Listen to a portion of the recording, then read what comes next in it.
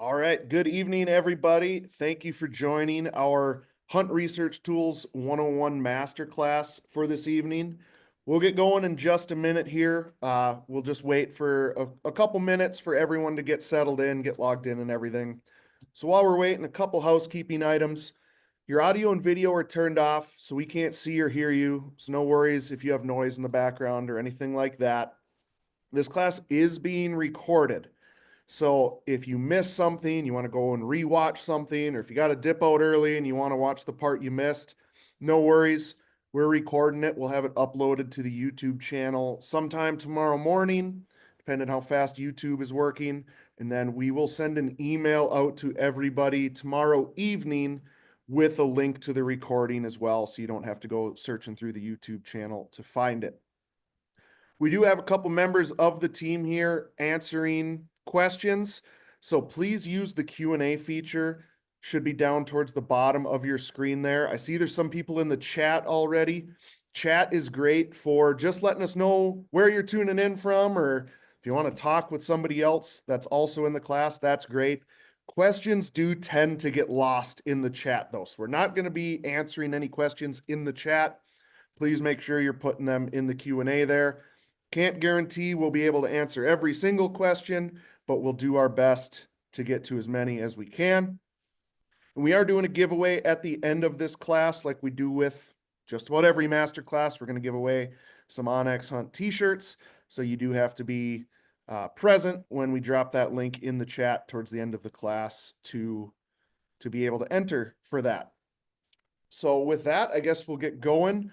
My name's Jack. I'm going to be mostly in the background here because I'm going to be handing things over to Paul Ronto here in a minute. He is the Hunt Research Tools guru, so he is going to be leading us through this tonight. So Paul, how's it going?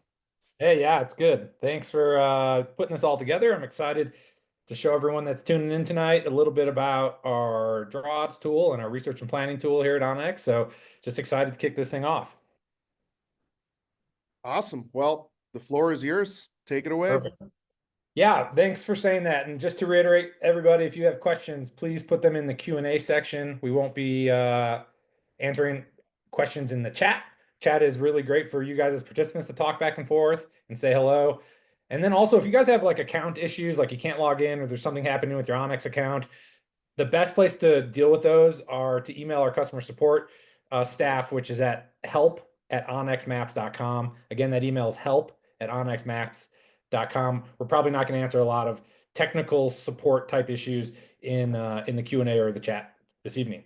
So let's kick this thing off.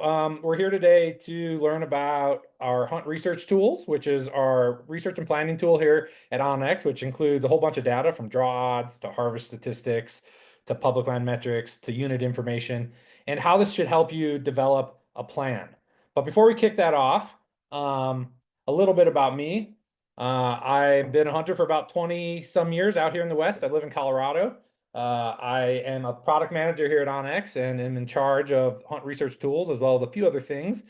And I'm really passionate about this work. I'm a multi-state hunter, and hunting in the West is a confusing spider web of a lot of different regulations and a lot of different rules. And so this is really a passion for me to be able to help bring this tool to market and work with the team here to be able to get this in your guys' hands.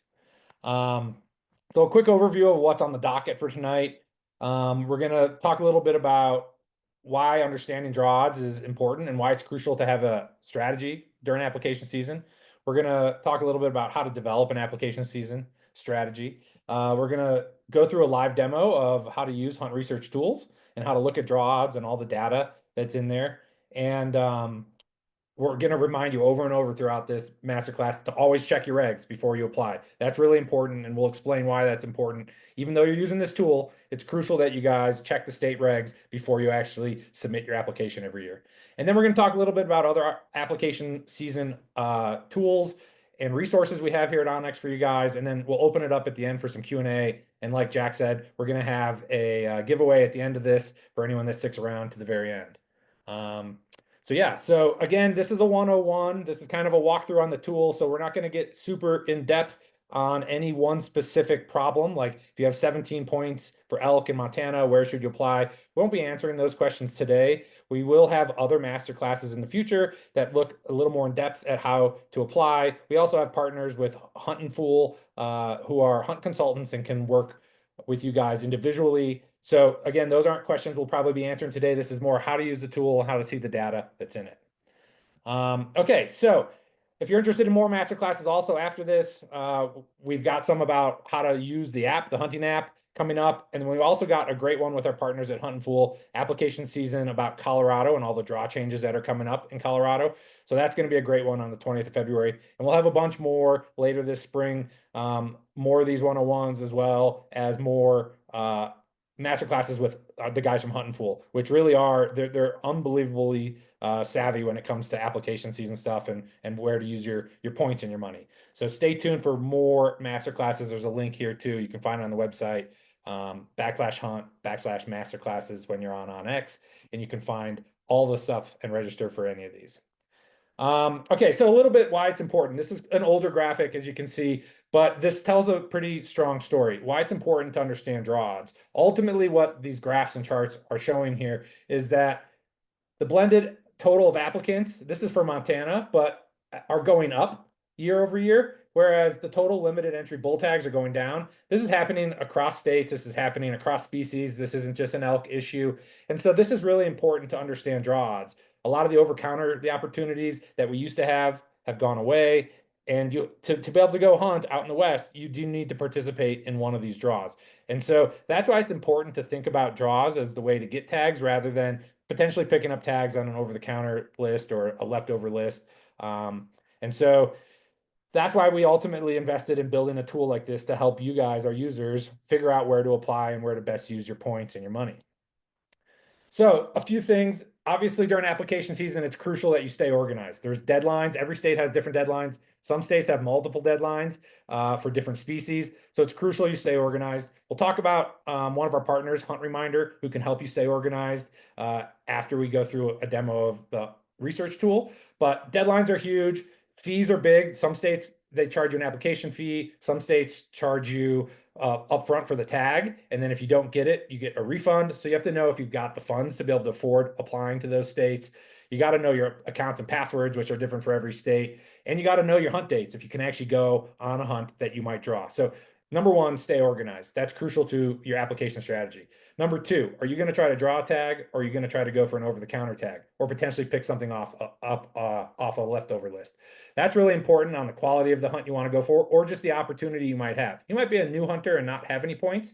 There's still hunts for you in the draw, and some states still have over-the-counter. But the difference between the two is really important to understand because if you want to go for a draw tag, you've got to hit these deadlines. If you miss the deadlines, you might be out of luck if your state doesn't have any over-the-counter tags left.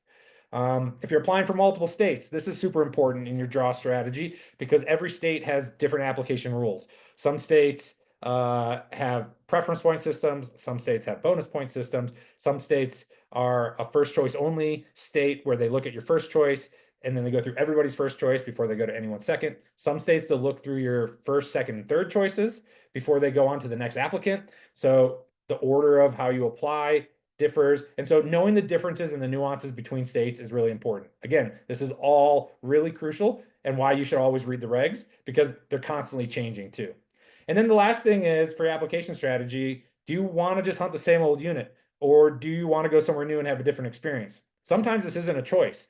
Me personally, 3 or 4 years ago, my unit in northern Colorado got crushed by winter kill. 89% of the elk herd got decimated, was gone. That unit had no more tags. The last 3 years, it's been impossible to get a tag there. It forced me to have to change after 18 years of hunting the same unit to a new unit. And so I had to learn how I could get a tag somewhere else, where I could go and find success. And a tool like this really helped me.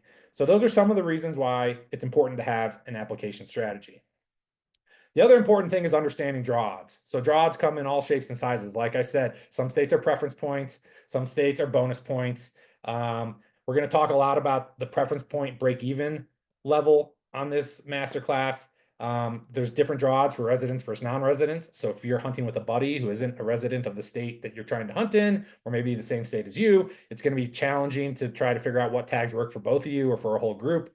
And then we're going to talk about why our draw odds in our tool are always from the prior year versus being from 2025.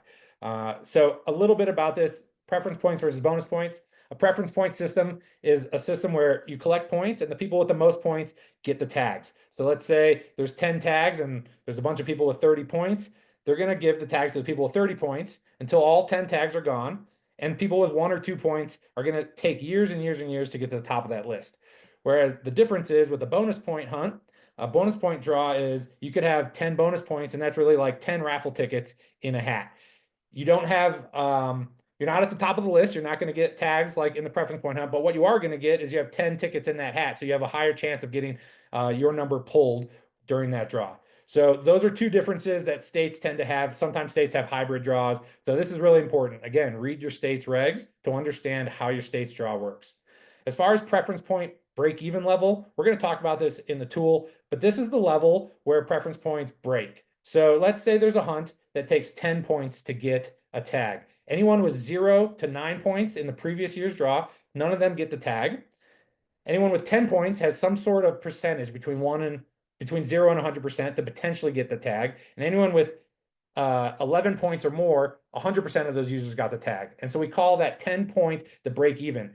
And that's where you do have a chance of actually getting that tag. And so we'll show you that in the tool and explain that a little bit more. It'll make more sense when I've got the tool open and we're doing a live demo.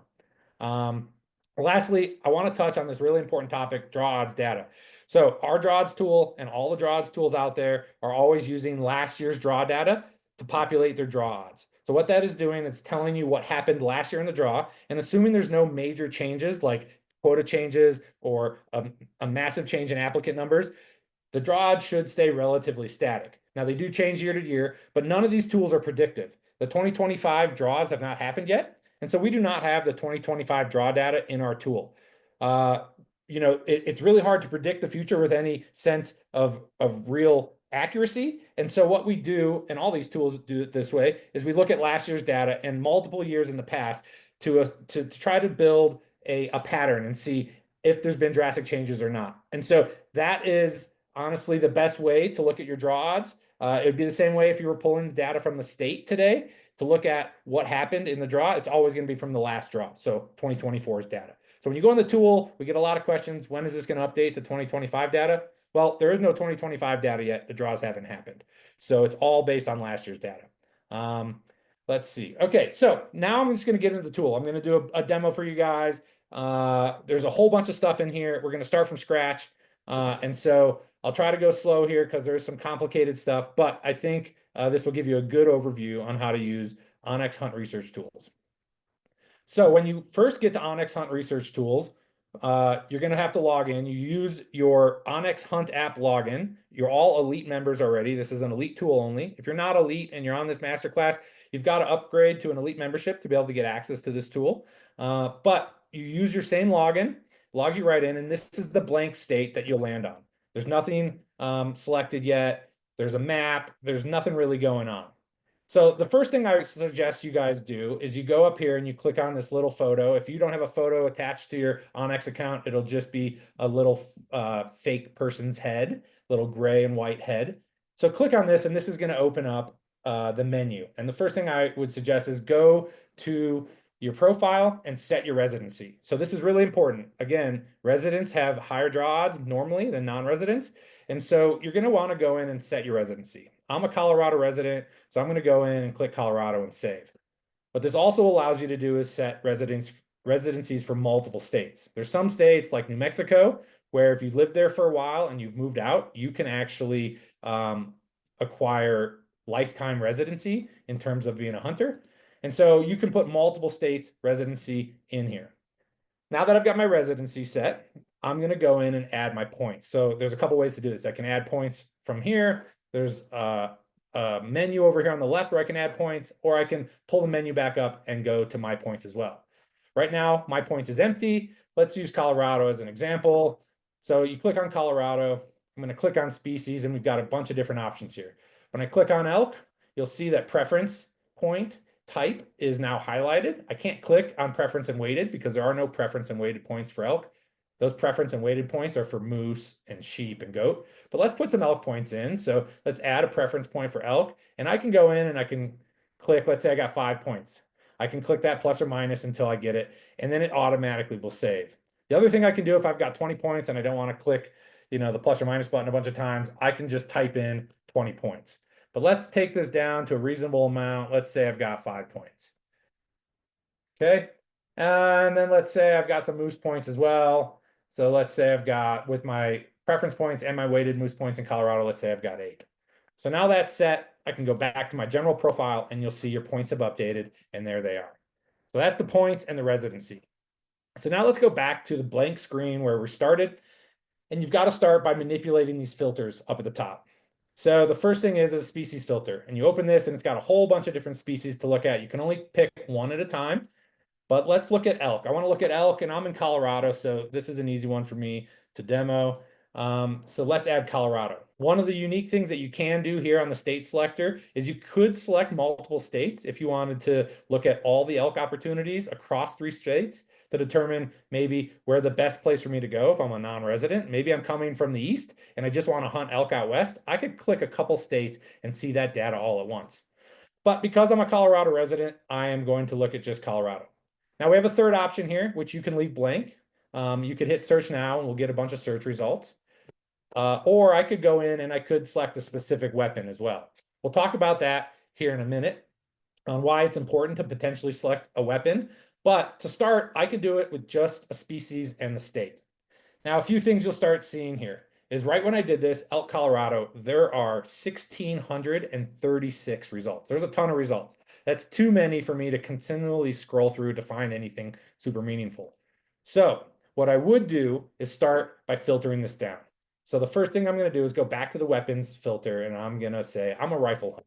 So let's look at the rifle hunts. Now this dropped it from 1,600 to 1,200. Okay, that's great, but there's still a lot. We have this more filters button. So I'm going to go into my more filters, and I'm going to say, I just want to hunt a bull, okay, just a male. Now let's apply that. Okay, great. Now this dropped it down to 514 results, okay?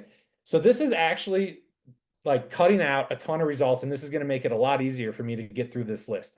So now the next thing you'll see over here is another filter, which is search by unit.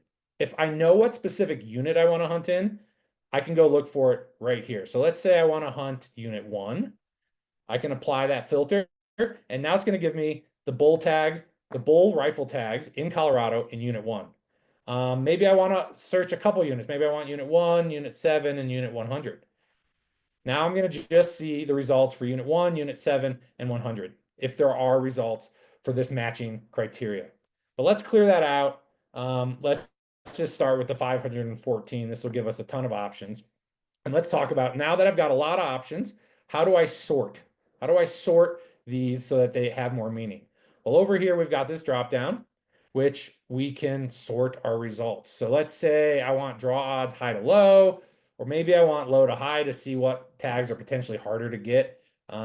We can sort by unit name. So this will be in Colorado, their numbers. So this will be numeric, 1, 2, 3, obviously, or I can sort high to low if I know my unit is higher up, 800, 700, whatever. If I were to select Utah, let's say Utah is a state where they don't have unit numbers, but they have unit names. This will sort those alphanumerically. So if I sort high to low, it'll obviously start at the beginning of the alphabet. Low to high, it'll start at the end of the alphabet. But let's go back to Colorado and show some of these other sorts. So some of the other sorts that you have are harvest rate. So in these result cards, I'll talk about all the data that's in this result card in a minute, but right now I'm just helping you figure out how to sort these. So we've got harvest rate here, so we could sort high to low or low to high on harvest rate. We've also got a sort for hunting pressure. So this hunting pressure statistic is all the way over here on the right to these result cards. And again, we can show low hunting pressure, or we can show high hunting pressure. The last thing that we have that you can sort by is public land by square miles. So how big is the unit? If you just really want to go to a place that's got a lot of space that you can potentially hunt, you can look at how big the unit is. Now, this unit here, like you're seeing, 391, this is in Denver. So it's 278 square miles, but there's not a ton of public land over here. And so this one might be a little more challenging. So just sheer size of the unit doesn't mean it's all huntable. So that's important to remember as well. One of the other things that I want to show you guys here is how this works with the map. So right now it's showing the top result in the map, but if I want to go to a different result, let's say I want to go to this unit 9, I would click anywhere in the result card and it will pull up unit 9. Now, the great part about this is this is just a quick reference for me to look at this map and determine, is there any public land? We've got our public land layer turned on, so it looks like there's something up here that's county land. There's some Forest Service land over here. So it looks like Unit 9 doesn't have a ton of public land. There might be some state land. I can zoom in here and see that's Colorado State Trust land, no public access. So this unit might not be great for me if I don't have access to private land. But some of the other things you can do on here is we can switch to 3D map and we can zoom around. We can zoom in. We can move the map around and look at, the mountains to the west. We can hit back to north. So there's lots of things we can do with this map. But this is not full web map. This is not designed for you guys to do your full scouting plan or e-scouting in here. Your markups aren't on here. All the layers aren't turned on. This is both meant to be just a quick snapshot of that unit so you can determine if that's something you want to apply for. Now, when you are ready to go to web map and do some more in-depth mapping questions, like if you want to do your e-scouting from here, we do have this button up here in the upper right-hand corner that you can click. This will open web map in another window, and it should open it to unit 9, the unit that I was just looking at in Hunt Research Tools. So when this finally loads, you'll see, let me try that again. This should normally open into unit 9 and give you the same view. There we go. The same view that I was looking at prior. And here's unit 9, which then I can see all my markups, my waypoints. I can start adding layers and use web map throughout my e-scouting efforts. So that's how the map would work. The other thing we have here is we have got this button, and this is kind of hidden, and we're going to make it more visible. But we have this button right now. This whole view is called Map Plus List View.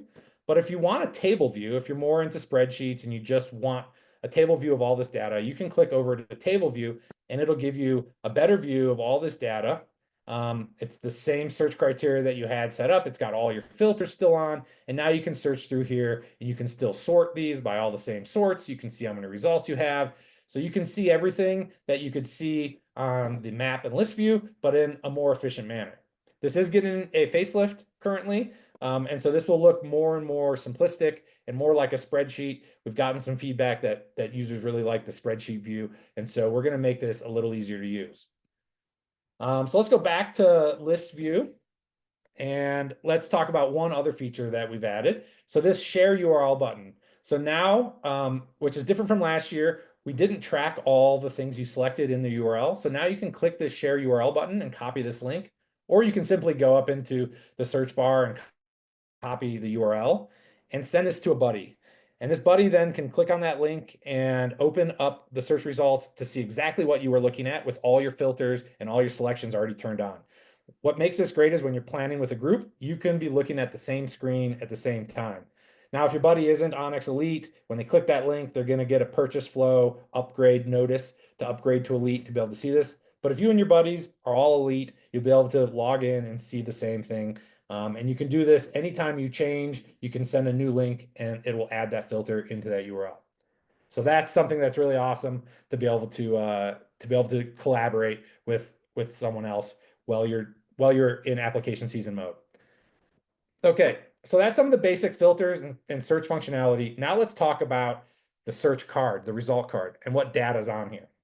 So there's a ton of data on here, as you see. First off, over here to the right, or sorry, to the left, is the year. So this is the year the data is from. So the most recent update. And again, this is from 2024. Like we mentioned earlier in the masterclass, we always pull the data from the prior year. And so at the end of this application season, throughout the summer and throughout the fall, we will be updating this to the 2025 data. And so you'll know when your state is live by logging into the tool and seeing if this is updated to 2025 next fall, then your state has been updated. If it still says 2024, we're still working on the data and getting it updated. We update the data every year. We aim to get this data updated in the product before January 1st. Sometimes some states don't make it that quick. This is all dependent on the state, A, getting us the data in a timely manner, getting us the data in a clean manner, which doesn't have a bunch of errors. And sometimes we have to go back and forth with the states a few times to get the data we truly need.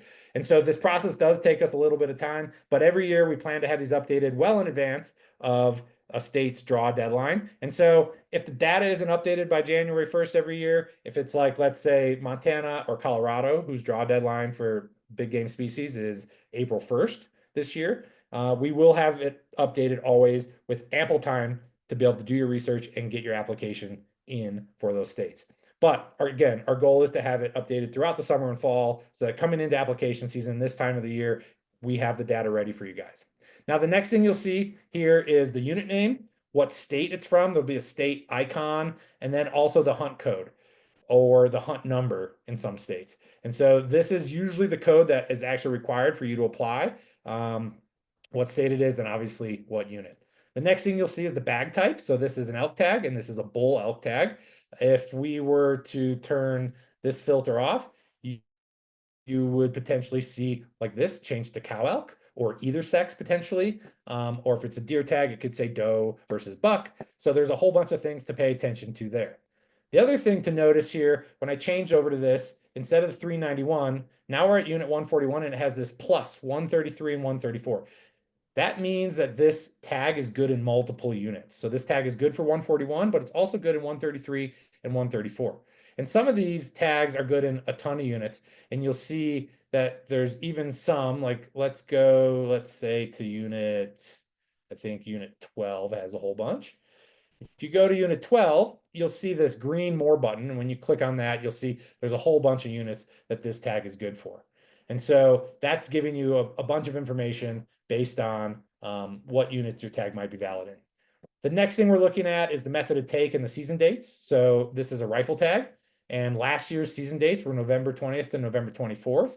And this is what Colorado calls fourth rifle. So if there's some name to the season, it'll be in there as well.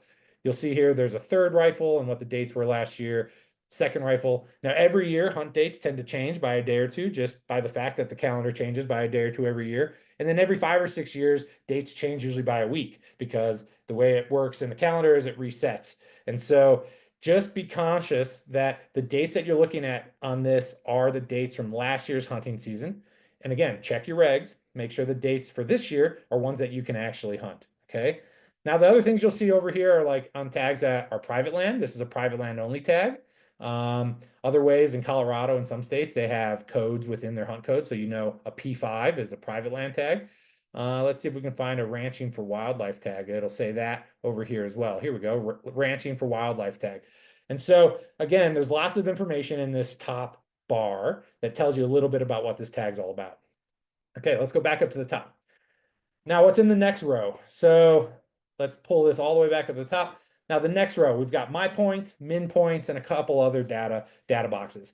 So my points are telling me what are my draw odds with my points that I put in the draw calculator. Or sorry, not the draw calculator, the points manager. So in this points manager, if you guys remember, I went over here and I added my 5 elk preference points. Again, if I have multiple states, if I want to add some Arizona points, I can do that. Let's add some bonus points for antelope in Arizona. We can go back to general, make sure it's saved. Okay, back to draw odds. So that's what that's pulling. It's pulling my actual custom individual draw odds based on the points I put in the points manager. Now, min points, this is the preference point draw. So this is telling us how many points it took for the break-even amount last year. So remember we talked about the break-even amount. This is the number of points it takes for someone to have an actual chance at a tag where people actually started drawing in the previous year's draw. So let's find one. Let's go like this and look at ones that took preference points. So this one right here, unit 2 with 5 points, I have 100% draw odds if I would have applied last year with 5 points. So anyone with 5 points last year, 100% of those applicants drew this tag. The break-even point says 3 points, 80%. So what that means is anybody that had 3 points that applied had an 80% chance of getting the tag. Anybody with 0, 1, or 2 points, none of those people last year drew. And anybody with 4 or more points, 100% of those people drew. So the break-even point, if you have preference points, this is kind of the most important part to figure out, is if I have 10 points, I want to know exactly what tag I can get without wasting a bunch of points. Now, if I had 10 points, a 3-point hunt, I'd be 100% sure I'd get it, most likely. unless there's something drastic happening like winter kill or they've totally changed tag quota. But with 10 points, I would be wasting 7 of my points if I applied for this hunt because people with 3 points were able to get it. People with 4 points all got it last year. And so I would want to find hunts that more align with my point value. And so that's really important to understand is this break even point. I'll go a little more into depth of this. We have what's called a unit page. I'm going to help you guys explore here in a minute, but let's move on to this. So this next section is all about the harvest rate and the tag quota. So this unit 2 tag with this hunt code elk female cow tag. So elk female unit 2 late rifle had 10 tags last year and it had a harvest rate of 51%. So if I'm looking for something that I could get with my 5 points and have a really good chance of actually harvesting an animal and putting meat in the freezer, this actually might be a pretty good tag. It's got a really high harvest rate. Same with this one above it. This one's got a really good harvest rate, almost 60%. Whereas, if I go and look at harvest rate, there might be some tags that I could get with my 5 points, but have really low harvest rates. So this cow elk tag here is only got a 3% harvest rate. There's 1,400 tags. It's a 0 point unit. So I could get this tag no matter what, but it's a really challenging unit. And so that might not be one I want to look at. Now let's look at what's in the rest of these boxes. Now we've got some land metrics. So we've got total land for this unit. So again, we're looking at unit 6 now, which you can see on the map. This is a pretty big unit, 354 square miles. There's 239 square miles of public land. So, about 2/3 of this unit is public land. And you can see that on here. It looks like yellow. Yellow is BLM land. Green is Forest Service, and then this dark green is a state park. And I know because I live in this area that this state park is huntable. Again, check your regs. Not all state parks are huntable, but I know from looking at this that there's a ton of public land here. Now, are elk going to be down in this BLM land? Maybe, but this is the first season rifle tag, so it's earlier in the year, October 16th. So maybe they're going to be higher up. And so I could go in here and I could look at some of these, see how high this gets. It looks like we've got our topo lines here. So this is about 9,000 feet. Yeah, so there might be elk up in here, up in these mountains. And so this actually might be a decent unit with a lot of public land.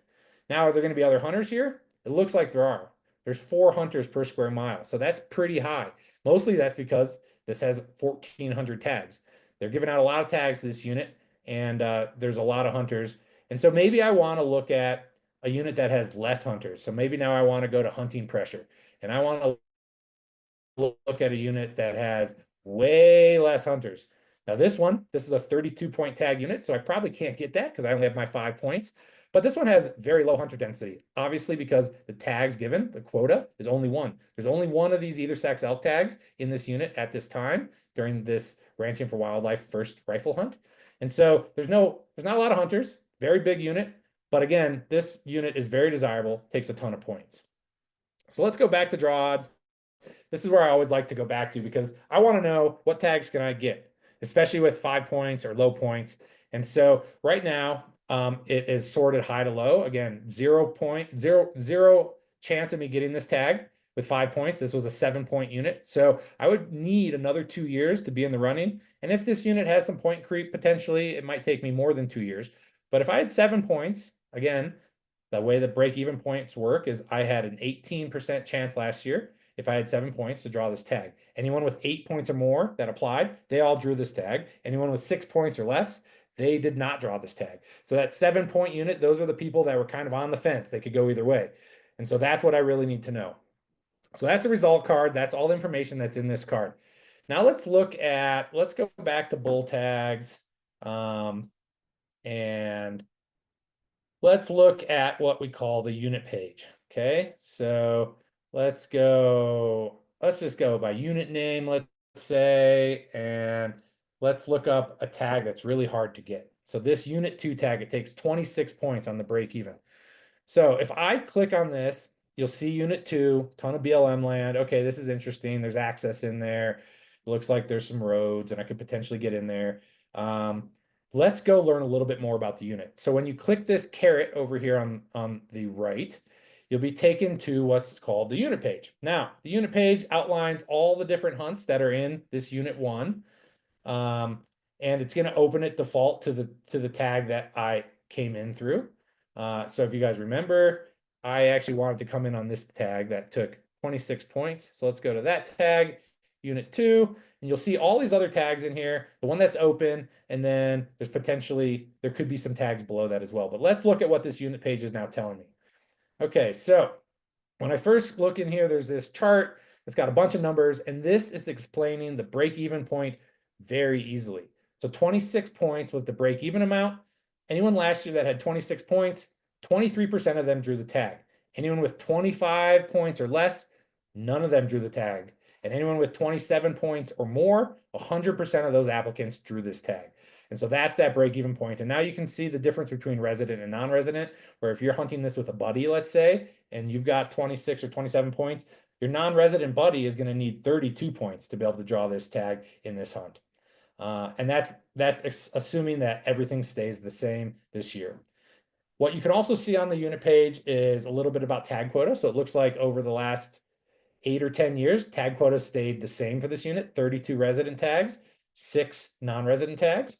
You can see the number of applicants. It's kind of gone up, but then it peaked and it came back down over the years. Same with non-resident applicants. And then you can see here how many minimum points required to hit that break-even point. And so that's this number here, 26. Now what you'll see is point creep. This is a prime example of this unit having point creep. So it used to take 21 points back in 2016 and 2017, and then it was 22, and then 23, a couple years at 24, a couple years at 25, and now 26. And so you could realistically expect this to potentially be a 26 point or potentially a 27 point tag in 2025. And so being able to see that chart and that trend data will give you a good idea of what's happening in this unit based on how many points you have and how many points it takes to draw this tag. And then the last thing you'll see here is harvest success. So you'll see this one kind of hovered between the highs of 80 to 90% and the lows of, let's say, about 50, 52%. So somewhere in the middle there, you can expect this hunt to be about 60 to 70% harvest rate. And you can see what's happened over the years. And so this gives you a little bit of an idea of the herd health. They're not dropping tags. They feel like this herd is fairly sustainable. Applicant numbers are fairly sustainable. It's slowly getting some point creep. But overall, if you had this amount of points, this might be a good unit to apply to. You can also see what else is available. If you just are really interested in Unit 2, you can see all these other tags for Unit 2. You can open these up and you can see, okay, so this tag, which is an elk female 4th rifle, this tag only takes 1 point to draw. Granted, it's a lot different. Even though it's the same unit, it's a different season and it's a different sex. But they've got a lot of tags and not a lot of applicants. As you can see, there's only about 32 applicants last year, which was a big raise from the past couple of years. We're down in the teens. And point creep hasn't really been a big issue. It went up from 0 to 1, but it's kind of been bouncing around. And harvest success is pretty high. This is a cow tag out in the plains. And so this might be a great tag if you're interested in potentially hunting Unit 2 and you want high success rate for a cow tag. So you can look through that and you can see all the different options for Unit 2. We're going to go back to our search results. One of the things I want to point out too that I didn't point out earlier is one thing that pops up is this little caret here that says notes. So if you see that, it's not on every hunt, but it is on a few of them. And if you see that, that's telling you there's something specific about this hunt that you should know. And so click on that, and this will tell you exactly where you could hunt. There might be specific ranches. These are ranching for wildlife tags. And so that's what it's telling you what ranch it is. There might be ones, let's go to an easier tag to get and see what the notes here say. This is a private land only tag. It may say, there's a variety of things this could say. Like let's go into Wyoming. If we look at Wyoming elk tags, we've added this year where it might say, where it's valid. It's only valid in a specific county within this unit. It might say things like it's only valid off national forest. And let me show you some more involved hunt notes. So if we go to Alaska, Alaska is really confusing. They've got all sorts of different notes for each unit. But if we look at Alaska, you'll see that this hunt is only good for a portion of a Fognac Island. This hunt is bounded by a couple different things. There's a strait on one side. And so these hunt notes are really important to look at. If you see that, make sure you click on it and understand if this tag is available for you. It might be private land only. might be ranching for wildlife. It could have some restrictions that don't work with your hunting style. So make sure you read those hunt notes. So let's go back to Colorado. And let's look at notifications. So one of the really important things that we show here is we've got this notification bar at the top. Right now, this is saying my residency is set to Colorado, New Mexico. That's great. I can X that out. Now, if we go to Wyoming, let's say, okay, Wyoming for elk right now has a draw that's coming up at the end of the week, and they have what's called regular draw odds and special draw odds. Right now, unfortunately, we don't have the Wyoming special draw odds in this tool, but we are giving you guys access to those Wyoming special draw odds. We're going to get them in the tool eventually, but they're still coming. And so you'll see this notification pop up, and it will shoot you to a link. This link will open a web page. It explains the difference between regular and special draw tags in Wyoming, why you would want to potentially get a special draw tag. It also explains the difference between the random and the regular draw. And then we link to a data spreadsheet for you guys to look through. Now, I know this isn't the most elegant solution, but this is the best way for us to get you guys this data without it being in the tool until we can get it in the tool. So anytime there's some sort of special notification where we want to get you guys information quickly, it'll be in these notifications. You'll notice another thing that we have in notifications is in New Mexico. If you are looking for any New Mexico and you are looking for what they have is called an outfitter tag. Again, we don't have the outfitter draw odds in the tool yet. We will get them, but you can click on this. This web page will talk a little bit about the difference between outfitter tags and regular tags. And again, of course, it'll link you to a spreadsheet so you can see your regular draw, you can see the non-resident draw odds, and you can see this outfitter draw odds down here. So we are getting you guys that information. Sorry, it's not in the product yet. We'll get it there. Okay, that is the demo. That's the whole product. We're constantly trying to make this better. We're taking your guys' feedback. We're going to add new filters. We're adding new sorts. We're adding a better table view. There's all sorts of features that we're constantly working on. We're going to get them out as we get them ready for you guys. We're going to continually try to add new data. If data is missing, let us know, and we'll get it to you guys. This spreadsheet version is a really easy way for us to get you the data that might not be in the product today. This product is only 53 weeks old, believe it or not. We launched this last year in January 23rd to be exact. It's January 29th. So this product's been out for just about 53 weeks, and it's got a long way to go. We're going to keep improving it. So we're super pumped that you guys are going to get in there and use it. So now I'm going to go out of this demo, and I'm going to go back to my slide presentation. And I'm going to remind you guys, always check the regs. I've said it a bunch of times, but always check the regs. And here's a really good reason why. Arizona has this unique thing where they change the hunt number or the hunt code for their hunts every year for some reason. They make it really confusing. But if you're looking in our tool, let's say you're looking for elk. This is the 2025 pronghorn elk and elk regs book for Arizona. And you'll notice, let me zoom in a little. You'll notice hunt number 3137, that's the hunt code or the hunt number. Here are the dates for 2025.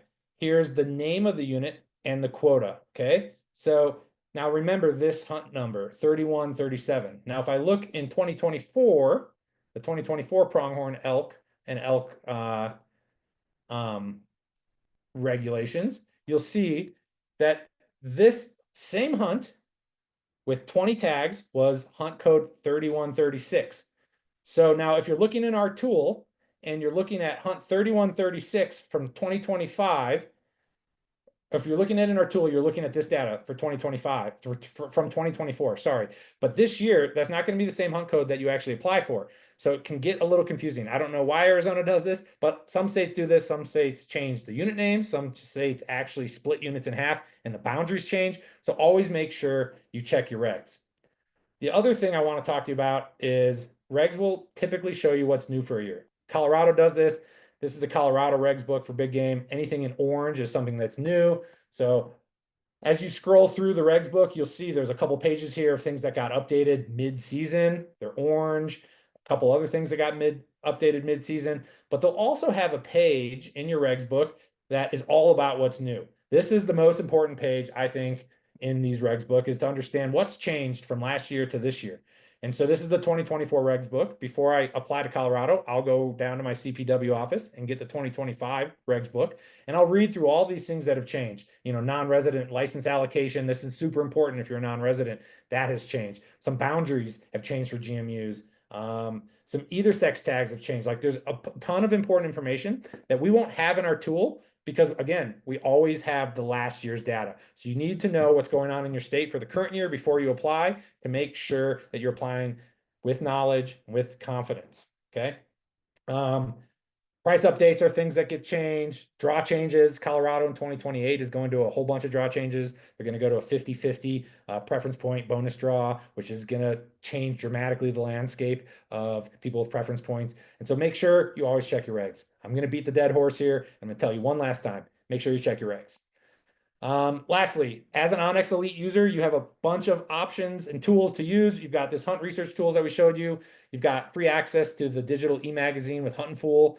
They're awesome. If you guys want to set up a one-on-one consultation with Hunt and Fool, they'll walk you through exactly how to apply, where to apply, how to use your 14 points in Arizona the best possible way, how to set up a long-term strategy. Those guys are really awesome. Now, your free access to them only includes the e-mag, which has a ton of information, as well as some other things on their website. You can do some research there, learn about units.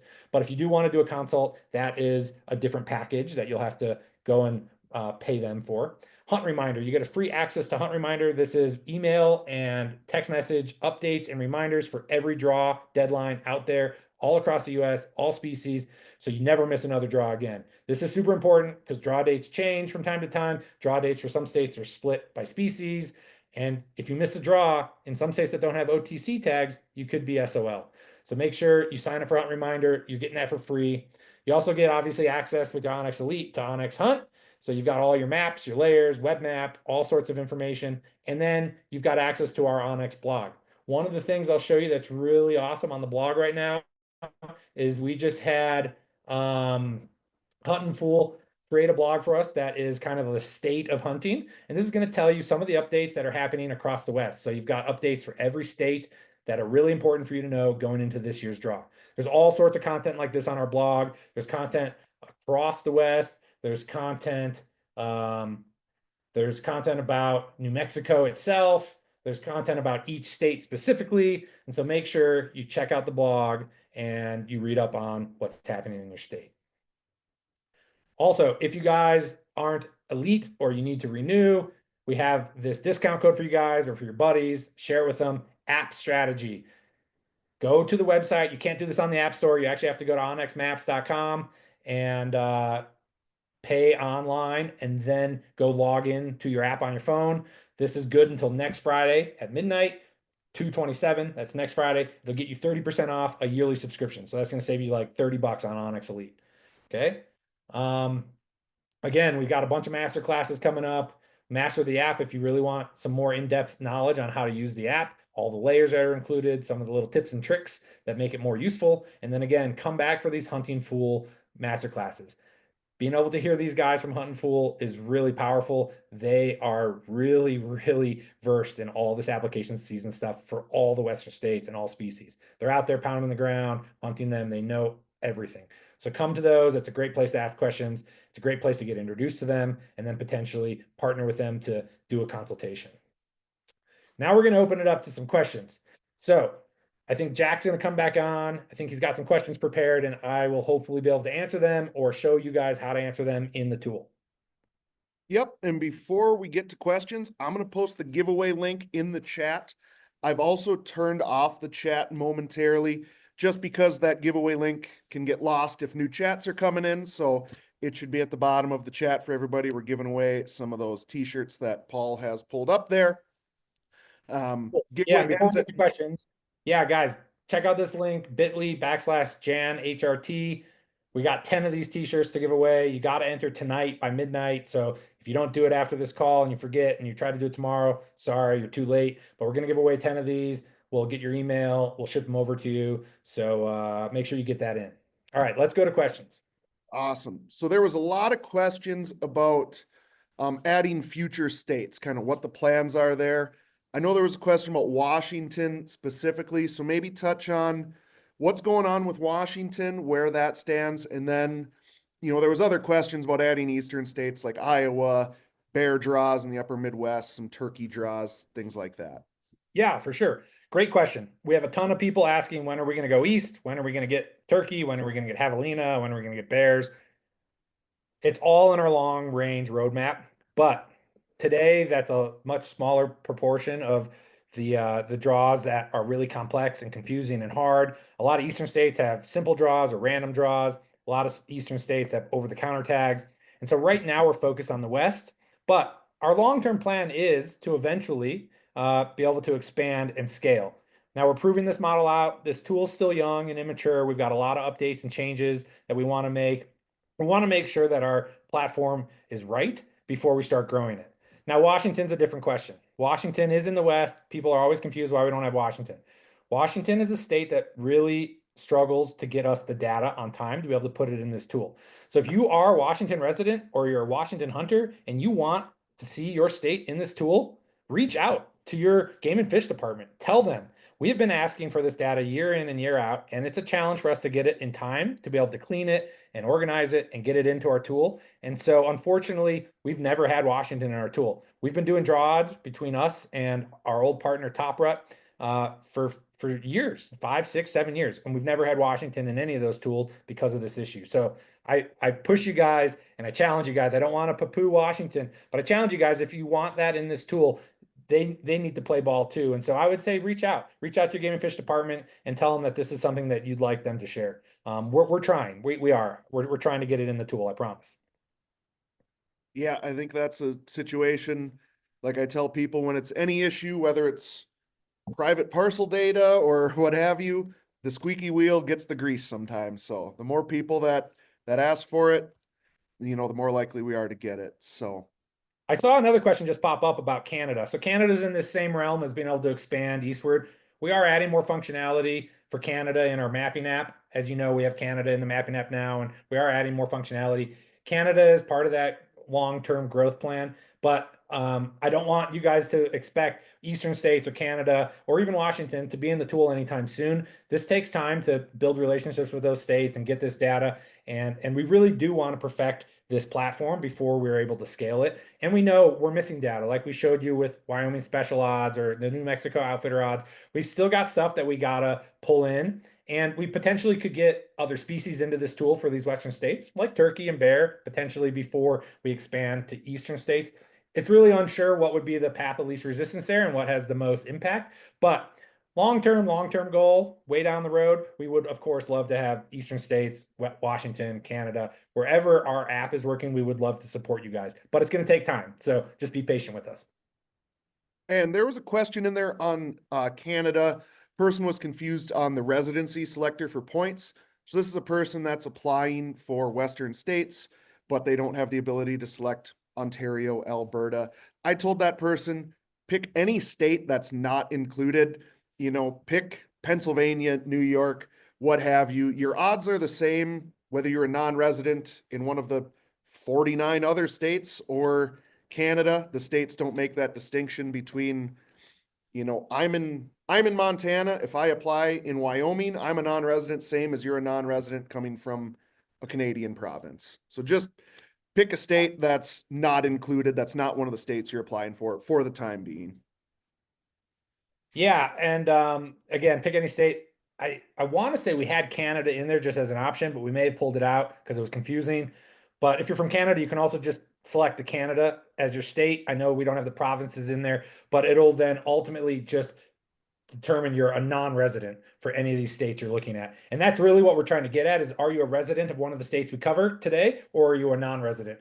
It doesn't matter what state or what country you're a resident from if you're a non-resident. So like Jack said, pick another state, or if Canada's still in there, pick Canada. Let's see. Few people asking about that promo code. I see you pulled it back up there. Yep, So there it is on the folks, screen. once again, app strategy, and like Paul said, has to be used on our website. Can't be used on the App Store or Google Play Store. If you do have questions, I think we mentioned it earlier, our customer support team is second to none. Shoot us an email to help@onxmaps.com. They answer all of those within 24 business hours. So if you send us an email tonight, Wednesday evening, sometime tomorrow on Thursday, you can expect a response from them. So if you're having trouble getting that promo code applied or something, send them an email, and they'll get you straightened away. Let's see here. We don't have a ton of other. I see one that came up about how are points accumulated and earned. Mhm. This is unique to every state. Some states require you to put in for a draw. So if I put in for the Colorado draw this year and I don't get a tag, I will get a point by default.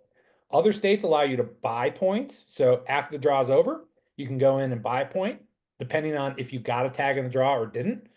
Some states require you to have a qualifying license to be able to buy a point. So you may need to buy a small game license in that state or a turkey license, or in some odd cases, maybe a waterfall license. But ultimately, you get points by participating in the draw. That's the easiest way to think about it. Anytime you don't get a tag, you'll get a point. And so if you want to start building points, that's the way to do it. Most states do have a cost to apply. Some states it's $3, $7, $10 just for the application fee. Some states, when you apply, you got to pay for the whole tag. So if you're a non-resident in Wyoming and you apply for a special elk tag, that's $2,000.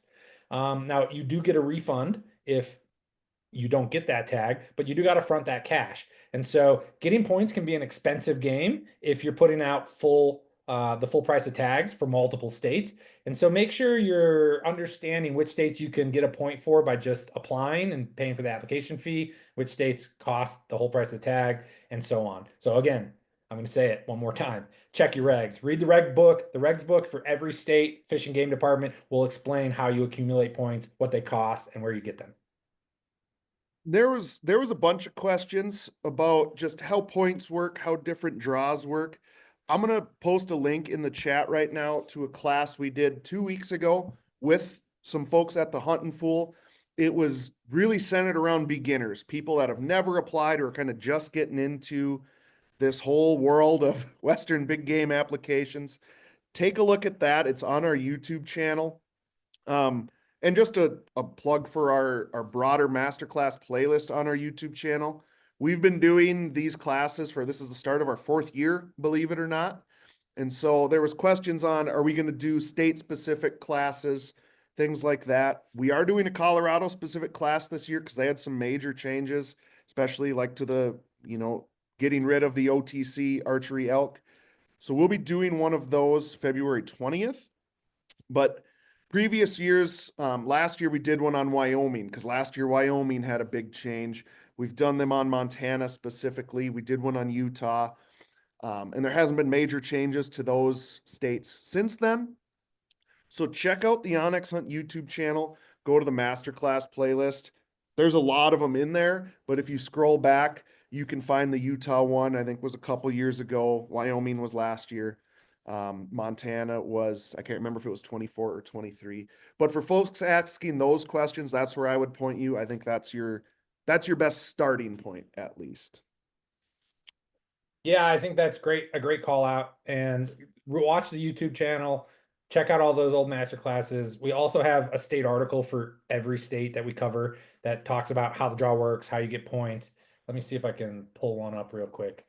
I just go New Mexico. Here we go. Hunting application season. So we have one of these pages for all the Western states. So this is New Mexico, and it's talking about, this one hasn't been updated yet, but we update them every year. And this one talks about the draw process, some FAQs, how the point system works, how tag allocation works, how the draw odds work, what's new this year, some links, and then a couple tips to applying to that state. And so you can look at this for every state.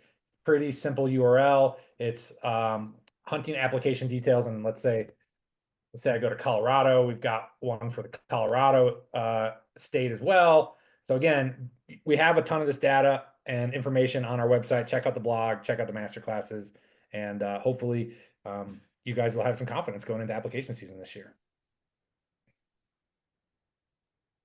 All right. I think that's probably a good place to end. We're at an hour here, unless you had anything else to add, Paul. Just good luck. And my big tip for you guys is get out there, apply to different states, learn this stuff, figure out where you can get tags, go hunt. It's easy to accumulate points, but I would say always put in for a hunt. And if you get it, maybe you make time for it. Accumulating points can serve you in the future, but if you want to hunt now, just like be putting in for hunts, try multiple states. There's ways to do this that aren't too expensive, and it really does open up a lot of opportunity if you're applying all over the West rather than maybe just your home state or just Colorado or just Montana. Like there's a lot of great hunts that you can get throughout the West. So check out the tool, and I hope you guys have great luck this year in application season. Awesome. That's a good way to end it. I just want to thank everybody again for joining us.